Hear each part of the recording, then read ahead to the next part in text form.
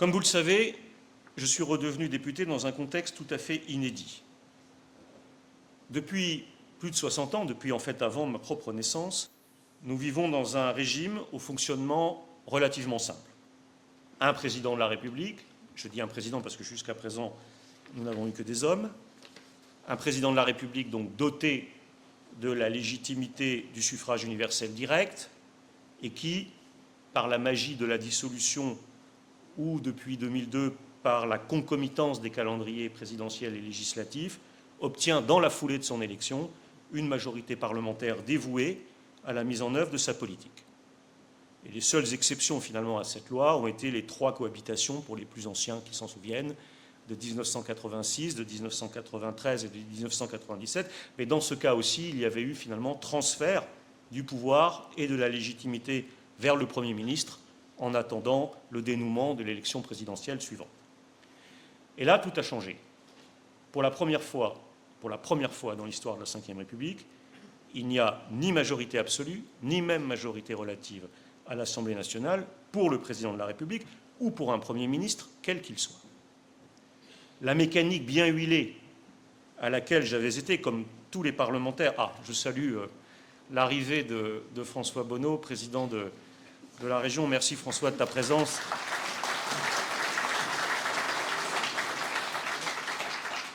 Pour la première fois, disais-je donc, dans l'histoire de la Ve, cette mécanique bien huilée à laquelle j'avais été, comme tous les parlementaires de ma génération, habitués, à savoir un président qui annonce les lois à la télévision, une majorité qui les vote sans rechigner, modulo quelques amendements périphériques préalablement négociés, une opposition qui prend date et attend son tour, en prenant soin de ne jamais être majoritaire dans l'hémicycle pour ne pas dérégler le système. Cette belle mécanique sur laquelle nous avons fonctionné pendant des années, fondée sur le primat et la domination acceptée de l'exécutif, pour ne pas dire la domination consentie d'un seul homme sur le système politique, cette belle mécanique a volé en éclats. Désormais, et moi, ça reste pour moi un sujet d'étonnement au quotidien, à l'Assemblée, au Palais Bourbon, nous voyons des parlementaires totalement indifférents à l'avis du Premier ministre, des ministres sur leurs amendements, et des parlementaires qui quittent leur commission au courant pour arriver à temps dans l'hémicycle, où 20 milliards d'euros peuvent désormais être librement déplacés à 23h45 par 113 voix contre 112. Alors, j'entends parfois dire, et monsieur le maire de Cheillet l'a un peu dit aussi, que cette situation, ce spectacle est affligeant et qu'il discrédite les parlementaires. Je ne partage pas tout à fait ce point de vue. Nous faisons, mesdames et messieurs, de la politique à partir du matériau que nous livrent les électeurs. La tripartition actuelle de la vie politique, qui nous prive en effet de majorité, est d'abord le fruit des choix du peuple français. Dans notre société aujourd'hui, il y a toujours beaucoup d'électeurs qui votent à droite, il y a toujours beaucoup d'électeurs qui votent à gauche, et il y a de plus en plus d'électeurs qui votent pour l'extrême droite.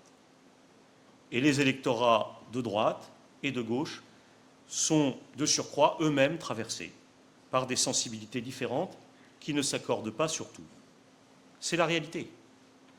Moi, je suis régulièrement interpellé par des électeurs qui commettent l'erreur très répandue de croire que leur propre point de vue, et celui des gens qu'ils fréquentent, est universel, qui m'expliquent avec beaucoup de bonne foi en général ce que les gens pensent ou ce que les gens veulent. Mais un député comme moi est bien placé pour vous dire que les gens, ça n'existe pas. Il y a des gens avec des ressentis très différents, en fonction de la catégorie sociale, de l'âge, du lieu d'habitation de plus en plus important, de l'expérience personnelle, de la réflexion personnelle, de la tradition familiale.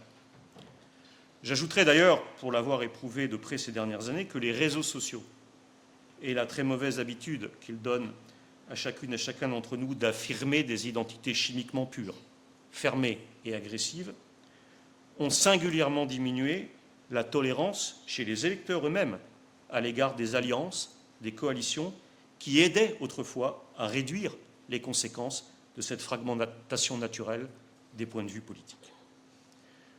J'entends dire aussi que cette situation que j'ai décrite tout à l'heure est une pathologie, qu'elle traduit une détérioration du fonctionnement de nos institutions. Là non plus, je ne partage pas totalement ce point de vue. La monarchie républicaine telle que nous l'avons connue, telle que je l'ai décrite tout à l'heure, n'est pas une panacée. Voilà maintenant longtemps que l'élection présidentielle crée des espérances fugaces et des désillusions durables. Et ce n'est guère étonnant dans le fond. Dans un monde et une société de plus en plus complexes, où les contradictions pullulent, où il faut sans cesse confronter compétition économique avec bifurcation écologique et justice sociale, souveraineté nationale avec intégration européenne et mondialisation des échanges, identité nationale avec identité territoriale et culturelle, confier le pouvoir d'arbitrage à un seul homme, enfermé dans son bureau avec quelques collaborateurs formatés par les mêmes écoles, exposé au poids des lobbies les plus puissants, mais coupé de la masse des Français, un homme par ailleurs encouragé à ne négocier avec personne pour mieux affirmer sa pseudo-autorité, n'est pas nécessairement l'option la plus efficace. Et il n'est pas interdit de penser qu'un peu plus d'intelligence collective serait peut-être plus adaptée à la définition et à la conduite des politiques à l'ère contemporaine. Les discussions que les députés, par exemple, ont chaque semaine dans leur circonscription avec des élus, des acteurs économiques et des citoyens de base leur permettent de mieux appréhender que d'autres les besoins réels des différentes couches sociales, les sujets qui comptent et ceux qui comptent moins pour les Français, les lois qui fonctionnent et celles qui ne sont guère applicables, les règles nouvelles nécessaires et les simplifications également nécessaires. Et pourquoi considérer que seul l'exécutif, même éclairé par une kyrielle d'experts en tout genre, sait ce qu'il faut faire pour un pays? Pourquoi rêver aujourd'hui d'une présidentielle anticipée? Pourquoi rêver du retour d'un système où les parlementaires ne seront de nouveau là que pour appuyer sur des boutons et pour mettre à exécution les visions et parfois les obsessions du souverain tout-puissant? Ce fut, vous vous en souvenez, Fabien l'a rappelé, le combat de mon premier mandat. Au-delà du désaccord de fond que j'avais sur la politique économique et sociale, la fronde, comme on l'a appelée à l'époque, fut d'abord l'expression du refus de quelques députés de la majorité de ne pas être associés au revirement brutal et complet de la politique présidentielle. Vous comprendrez donc, vous aurez compris, que je n'aborde pas la situation actuelle avec l'angoisse d'un enfant perdu qui cherche un papa pour reprendre le volant, mais comme un vrai député, affranchi de ses pesantes tutelles ministérielles et qui entend partager avec ses 576 autres collègues la responsabilité politique de valider ou non la direction ou les directions proposées par le gouvernement du pays. Alors bien sûr, cette responsabilité nouvelle est immense, car elle suppose aussi, et vous l'avez rappelé dans le contexte actuel, de changer assez radicalement notre culture politique.